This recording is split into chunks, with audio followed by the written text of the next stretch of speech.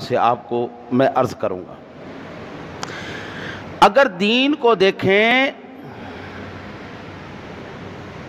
تو دین سارا کا سارا ہی ادب ہے۔ دین ہر چیز کا ادب سکھاتا ہے۔ ماں باپ کا ادب سکھائے گا۔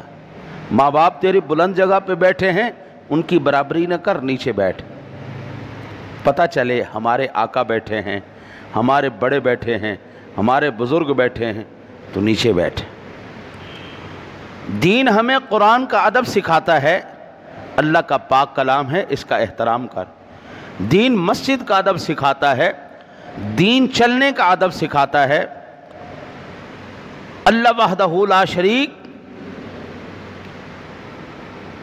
ارشاد فرمایا کہ وَعِبَادُ الرَّحْمَنِ الَّذِينَ يَمْشُونَ عَلَى الْأَرْضِ هَوْنًا وَإِذَا خَاطَبَهُمُ الْجَاهِلُونَ قَالُوا سَلَامًا۔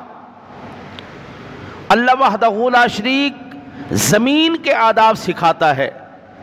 قربان جائیں، یہ تمام کی تمام چیزیں اللہ وحدہ لا شریک اپنے پاک کلام کے ذریعے ہمیں جہاں پر سکھا رہا ہے، وہیں پر میرے کریم آقا جی کا سنن ترمذی شریف کی حدیث پاک ہے۔ آقا جی نے فرمایا من لم یرحم صغیرنا ولم یؤکر کبیرنا فلیس منا۔ جو چھوٹوں پہ شفقت نہ کرے، بڑوں کا احترام نہ کرے، وہ ہم میں سے نہیں ہے۔ چھوٹوں پہ بھی شفقت ہو، بڑوں کا بھی احترام ہو۔ حضور فرماتے ہیں کہ میرا دل کرتا ہے میں نماز لمبی پڑھاؤں، لیکن جب کسی ماں کا بچہ روتا ہے تو پھر میں نماز چھوٹی کر دیتا۔ شفقت فرمائیں چھوٹوں پر، بڑوں کا۔